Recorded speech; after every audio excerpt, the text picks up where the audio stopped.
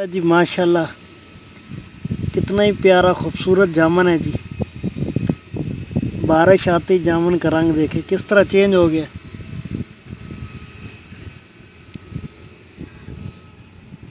क्या बात है, अल्लाह ताला की ये कितनी बड़ी नेमत है ये जामुन की जी। टेस्ट करते हैं। बिस्मिल्लाहिर्रहमानिर्रहीम।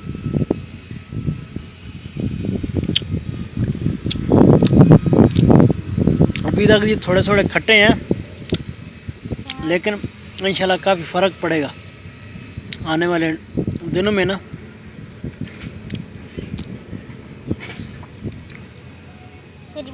लेकिन पक चुके हैं। ये एक बारिश आ गया अल्हम्दुलिल्लाह माशाल्लाह, उससे काफ़ी फ़र्क पड़ा है।